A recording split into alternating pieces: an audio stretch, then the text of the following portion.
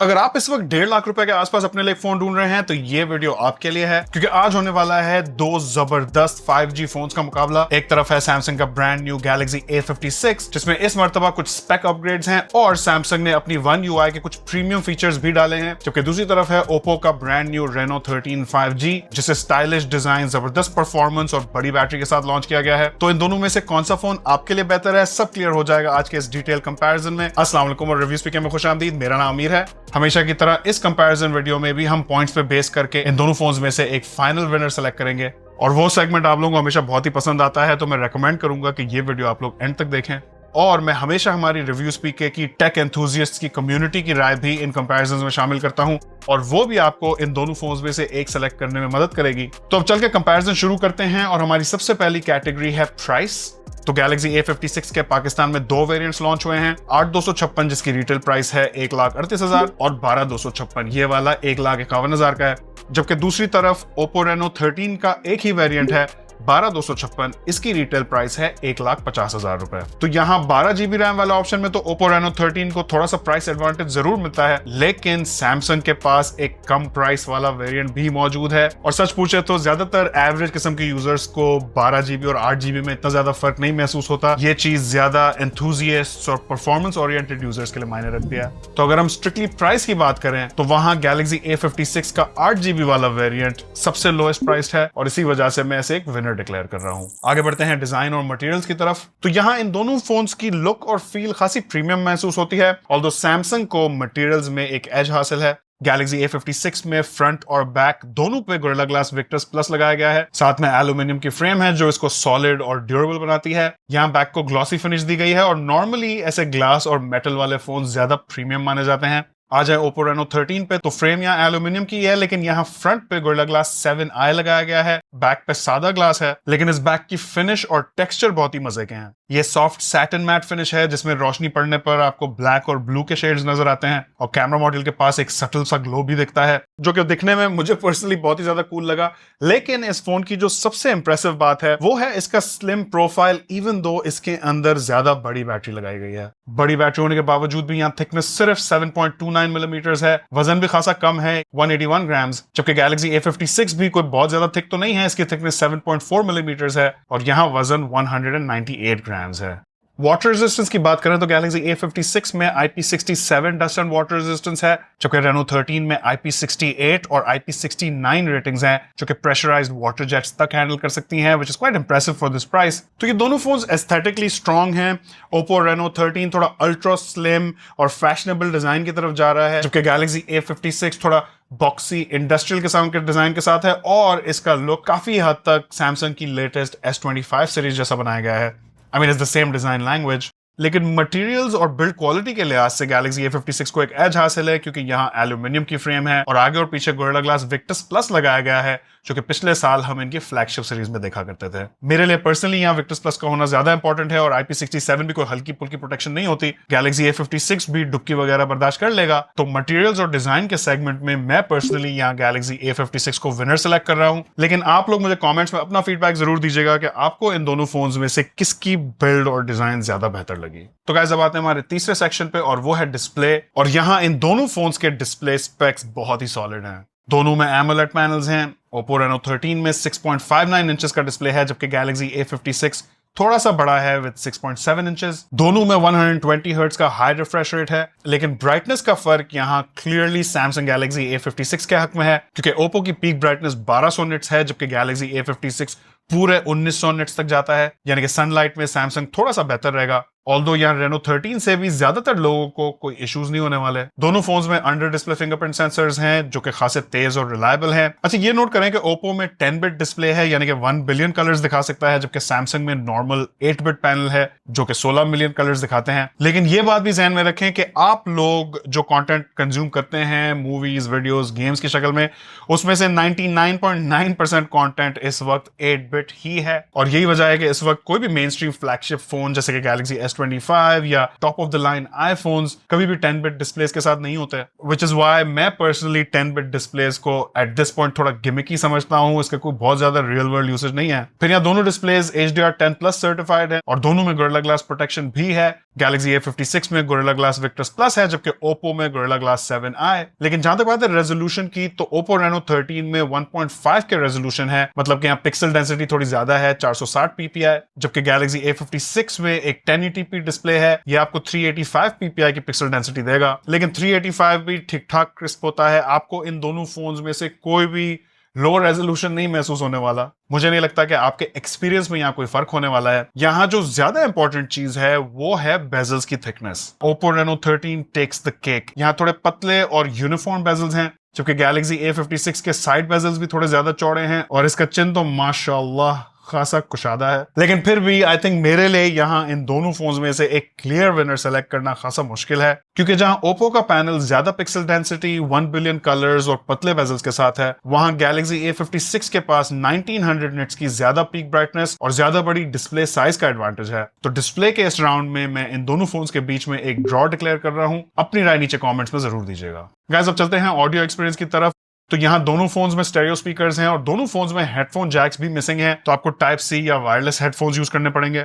Welcome to the बड़ा होकर flagship बनूंगा लाइफ। साउंड क्वालिटी की अगर बात करें तो वहां Oppo Reno 13 नो डाउट थोड़ा ज्यादा लाउड हो जाता है, लेकिन इसके साउंड में मुझे ट्रेबल खासा ज्यादा महसूस हुआ, जबकि गैलेक्सी A56 का ओवरऑल वॉल्यूम थोड़ा सा कम था, लेकिन मुझे इसका साउंड ज्यादा बेहतर बैलेंस्ड महसूस हुआ। इसका ट्रेबल भी थोड़ा कम है और बेस भी मुझे थोड़ा ज्यादा बेहतर महसूस हुआ। फिर यहाँ Dolby Atmos का सपोर्ट भी मौजूद है। यहाँ साउंड ट्यूनिंग में मेरा ख्याल है गैलेक्सी ने थोड़ा ज्यादा प्रोफेशनल टच दिया है, तो अगर आप मूवीज देखते हैं या ज्यादा म्यूजिक सुनते हैं तो वहां Galaxy A56 might feel a bit more refined. और यहाँ ये भी नोट करें कि Reno 13 के मैक्स वॉल्यूम पे आपको बैक पे हल्की फुल्की वाइब्रेशंस महसूस होंगी, जो कि मेरे लिए it's a bit of a turn off. लेकिन यहाँ ओवरऑल क्वालिटी में कोई बहुत ज्यादा फर्क नहीं है। मैं कहूंगा 19-20 का फर्क है, जो कि ज्यादातर लोगों के लिए इतना मायने नहीं रखेगा, और यही वजह है कि मैं ऑडियो क्वालिटी में इन दोनों फोन्स के बीच में एक ड्रॉ डिक्लेयर कर रहा हूं। ऑल्दो अगर आप एक ऑडियो फाइल है तो वहां आप गैलेक्सी A56 को ही सेलेक्ट कीजिएगा। अब आते हैं परफॉर्मेंस पे, और गाइस यहाँ कहानी काफी इंटरेस्टिंग हो जाती है, क्योंकि मैं नहीं एक्सपेक्ट कर रहा था कि यहाँ मुकाबला इतना वन साइडेड होने वाला है। गैलेक्सी A56 में सैमसंग का अपना बनाया हुआ Exynos 1580 चिप है।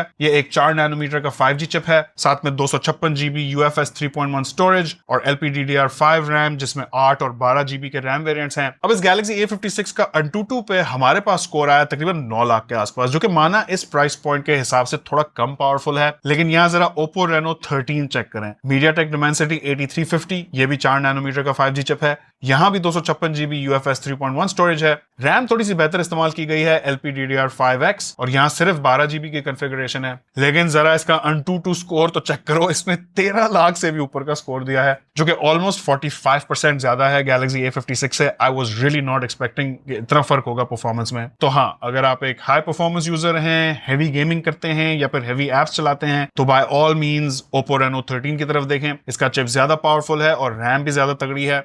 गैलेक्सी A56 भी मेरा ख्याल है डेली यूसेज में काफी स्मूथ एक्सपीरियंस देता है और One UI की ऑप्टिमाइजेशन भी काफी सॉलिड है। अच्छा, बाय द वे यहाँ ध्यान में रखें कि इन दोनों फोन्स में कोई SD कार्ड एक्सपेंशन मौजूद नहीं है, तो आपके पास बेसिकली 256 GB ही होंगे इस फोन की पूरी जिंदगी में। खैर, अब आते हैं परफॉर्मेंस में इन दोनों फोन्स में से एक विनर सेलेक्ट करने पे। तो लाइक आई सेड, बहुत ही वन साइडेड किस्म का कंपटीशन था और Oppo Reno 13 5G एक डोमिनेंट विनर निकल के आया है। और परफॉर्मेंस के साथ ही अब बात कर लेते हैं बैटरी और चार्जिंग की, और यहां भी वंस अगेन Oppo Reno 13 ने कमाल ही कर दिया। जैसे कि आपको पहले बताया, स्लिम प्रोफाइल होने के बावजूद भी इस फोन की बैटरी खासी बड़ी है, 5600 mAh टू बी एग्जैक्ट, जबकि गैलेक्सी A56 में सैमसंग की दुनिया की सबसे बड़ी साइज बैटरी है, यानी कि 5000 mAh की। तो बैटरी साइज में तो Oppo Reno 13 एक इजी विनर है। और तो और Oppo ने यहाँ चार्जिंग स्पीड में भी हमें मायूस नहीं किया, because it comes with 80 watts of fast charging, जो कि इस वक्त डेफिनेटली बहुत ही तेज चार्जिंग स्पीड है। ये बात समझ लें कि 80 वॉट्स की चार्जिंग स्पीड के साथ ज्यादातर सिचुएशंस में, अपने दोस्तों के साथ हो या घर पे हो, आपके इर्द गिर्द में ये फोन सबसे फास्टेस्ट चार्जिंग फोन होने वाला है। इस वक्त बहुत ही कम फोन्स हैं जो 80 वॉट से ज्यादा तेज चार्जिंग स्पीड ऑफर करते हैं। ज्यादातर मेन स्ट्रीम फ्लैगशिप फोन्स भी इस वक्त इतनी ज्यादा तेज चार्जिंग स्पीड नहीं देते। 80 वॉट्स के साथ ये फोन एम्प्टी से फुल चार्ज 45 से 50 मिनट में हो जाएगा, ध्यान में रखें कि यहाँ बैटरी भी ज्यादा बढ़िया है। और इवन दो सैमसंग ने गैलेक्सी A56 को अपने इकोसिस्टम की फास्टेस्ट चार्जिंग स्पीड दी है, जो कि इनके top of the line flagship phones में होती है, यानी कि 45 watts, it's still not enough to cut it against Oppo Reno 13 5G। अच्छा, बाय द वे यहाँ नोट करें कि इन दोनों फोन्स में बाईपास चार्जिंग सिरे से मौजूद ही नहीं है, तो अगर आप एक गेमर हैं तो ये बात ध्यान में रखने की है। तो अब आते हैं एक विनर सेलेक्ट करने पे। तो ऑफ कोर्स चार्जिंग स्पीड में भी Oppo Reno 13 takes it this time, लेकिन अब मेरा ख्याल है Reno थोड़ा ज्यादा हो गया है। तो आ जाते हैं इंटरफेस की तरफ। तो यहाँ guys Samsung has the software game locked down. Galaxy A56 Android 15 के साथ आता है with One UI 7 on top. Stock Android के बाद मेरा सबसे ज्यादा प्रिफर्ड एंड्रॉइड इंटरफेस सैमसंग की One UI है, क्योंकि सैमसंग इसे अपने ज्यादा महंगे फ्लैगशिप फोन्स के लिए डेवलप करती है। इसमें बहुत ज्यादा R&D भी लगाती है, तो आपको बहुत ही प्रीमियम फीलिंग और ऑप्टिमाइज सा एक्सपीरियंस मिलता है। और यहाँ सैमसंग ने कमिटमेंट दी है 6 मेजर एंड्रॉइड अपग्रेड्स की, जो कि इस प्राइस रेंज में सबसे स्ट्रॉन्ग अपडेट पॉलिसी है और आपके फोन को कुछ हद तक फ्यूचर प्रूफ भी कर देती है। जबकि दूसरी तरफ Oppo Reno 13 भी Android 15 के साथ ही है, लेकिन इस पे Oppo की अपनी ColorOS 15 लगी हुई है, which is not bad by any means। ये भी डेली यूसेज के लिए बहुत अच्छा इंटरफेस है। बस यहाँ ब्लोटवेयर किलो के हिसाब से डला हुआ है, और Oppo की R&D की मसल भी Samsung जितनी स्ट्रॉन्ग नहीं है। अपडेट साइकिल में आप इस फोन से 2 से 3 साल तक के अपडेट्स एक्सपेक्ट कर सकते हैं। लेकिन जहां तक बात है ओवरऑल यूजर एक्सपीरियंस की, तो One UI ज्यादा पॉलिश्ड और मैच्योर फील होती है, स्पेशली मल्टीटास्किंग और एनिमेशंस में। ColorOS भी काफी फ्लूइड है और इसमें भी काफी सारे फीचर्स मिलते हैं। एवरीडे यूजर्स को इतना ज्यादा फर्क नहीं महसूस होगा, लेकिन मुझे पर्सनली सैमसंग की One UI ज्यादा इंटुइटिव लगती है।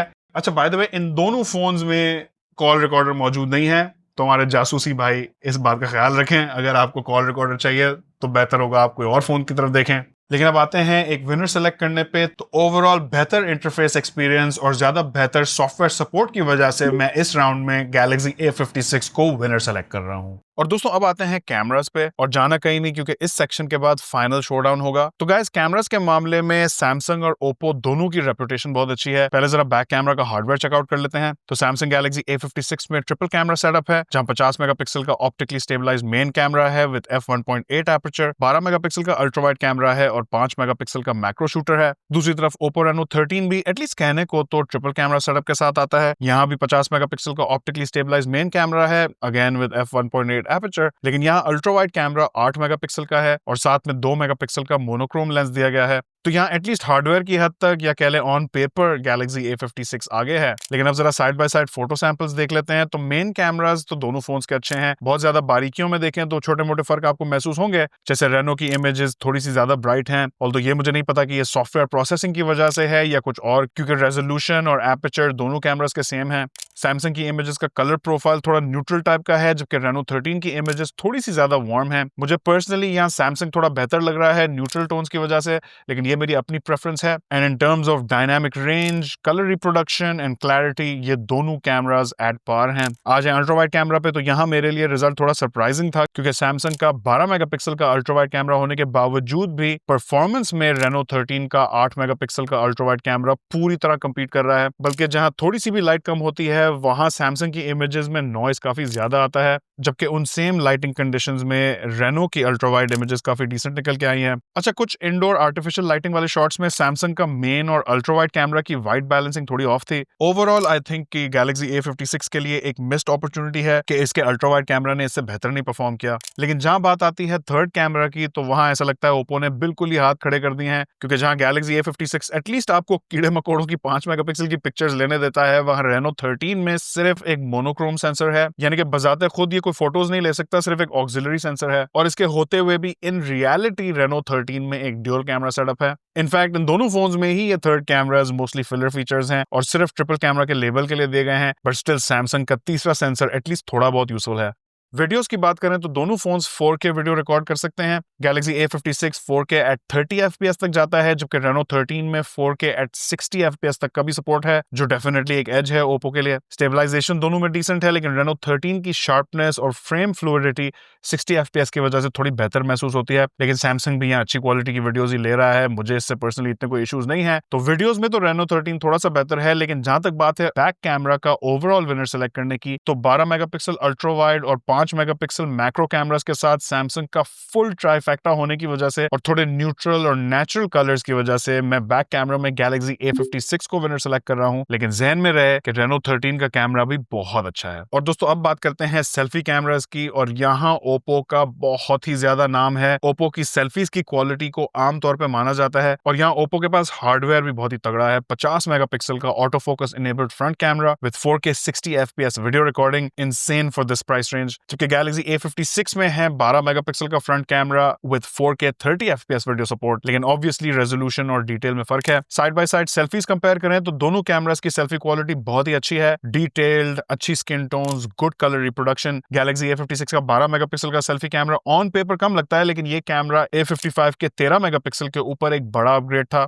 और सैमसंग और एप्पल के फ्लैगशिप फोन्स में भी हम 10 और 12 मेगापिक्सल के ही सेल्फी शूटर्स देखते हैं, लेकिन ओप्पो का 50 मेगापिक्सल का ज्यादा रेजोल्यूशन, इसकी जबरदस्त सॉफ्टवेयर प्रोसेसिंग और इसकी वाइड फील्ड ऑफ व्यू, ये तीनों चीजें इसे थोड़ी सी ज्यादा एज देती हैं। और यहाँ 4K 60 FPS की वीडियो रिकॉर्डिंग भी याद रखें। तो एटलीस्ट मेरी नजर में सेल्फी कैटेगरी में without a doubt Oppo Reno 13 is the clear winner. तो दोस्तों अब आ जाते हैं हमारे फाइनल शोडाउन पे, और यहाँ दोनों फोन्स का पूरी जान मारने के बाद भी ओवरऑल एक ड्रॉ हो रहा है। लेकिन गाइस अभी एक कैटेगरी बाकी है, और वो है आप लोग, यानी कि हमारी रिव्यूज पीके के टेक एंथुसियास्ट कम्युनिटी का वोट। तो पोल के रिजल्ट्स चेक करते हैं, और दोस्तों यहाँ आप लोगों का भी डिसीजन बहुत ज्यादा मेजॉरिटी एक तरफ नहीं है। 60% लोगों ने सैमसंग गैलेक्सी A56 को सेलेक्ट किया है, जबकि 40% ने ओप्पो Reno 13 को। ये कोई बहुत ज्यादा थंपिंग मेजॉरिटी नहीं है, जो कि मेरी नजर में एक फेयर रिजल्ट है, खासकर जब हम सैमसंग की ब्रांड इमेज और उसकी रीसेल वैल्यू को टेक इनटू अकाउंट करते हैं। सैमसंग की रीसेल मार्केट में ज्यादा बेहतर समझी जाती है और इसका ब्रांड भी ज्यादा बड़ा है, और इस चीज को हमने इससे पहले पॉइंट्स टेबल में कहीं भी मेंशन नहीं किया है। तो अब कम्युनिटी पोल के पॉइंट्स भी इस टेबल में शामिल कर लेते हैं, और जैसे कि आप देख सकते हैं सैमसंग गैलेक्सी A56 एक पॉइंट से आगे निकल गया है। और इवन दो यहाँ सैमसंग गैलेक्सी A56 को एक बहुत ही हल्की सी लीड मिल गई है, मेरा नहीं ख्याल कि ओप्पो Reno 13 भी कोई हल्का पुल्का फोन है। ये फोन बहुत ही जबरदस्त है। सैमसंग की विक्ट्री यहाँ बहुत ही मार्जिनल है, और मेरा ख्याल है कि हमने इन दोनों फोन्स को बहुत ही बारीकी से कंपेयर करके आपको इन दोनों की स्ट्रेंथ्स और वीकनेसेस दिखा दी हैं। अब आप अपनी रिक्वायरमेंट्स के मुताबिक इन दोनों फोन्स में से एक फोन सेलेक्ट कर सकते हैं। अगर आप एक परफॉर्मेंस ओरिएंटेड यूजर हैं, बहुत गेम्स खेलते हैं या हेवी एप्स अपने फोन पे चलाते हैं, तो वहां ओप्पो Reno 13 आपके लिए एक बेहतर ऑप्शन होगा। दूसरी तरफ गैलेक्सी A56 में बेहतर मटेरियल्स हैं, इसका ये नया डिजाइन एस्थेटिक बहुत ही जबरदस्त है। गैलेक्सी S25 में जो न्यू किस्म की डिजाइन आपने देखी है वो फॉलो करता है। इसके साथ साथ एक बहुत ही वेल बैलेंस्ड ऑलराउंडर टाइप का फोन है, और इसका एक लोअर प्राइस्ड वेरिएंट भी है, तो इसमें आपके पैसे कम लगेंगे। बाकी और भी बहुत सारी चीजें हमने आपको एक्सप्लेन कर दी हैं, लेकिन एंड में जो भी फोन आप लोग सेलेक्ट करें मुझे नीचे कमेंट्स में जरूर बताएगा। और अगर आप इन दोनों में से कोई एक फोन इस्तेमाल करते हैं तो भी अपना फीडबैक दीजिएगा, ताकि हमारी पूरी रिव्यूज पी के कम्युनिटी को आपके फीडबैक का फायदा हो। चैनल पे नए हैं तो सब्सक्राइब और फॉलो करें। वीडियो पसंद आई हो तो इसे लाइक और अपने दोस्तों के साथ शेयर करें। आखिर तक देखने का बहुत शुक्रिया। इंशाल्लाह आपसे मुलाकात होगी अगली वीडियो में। अल्लाह हाफिज।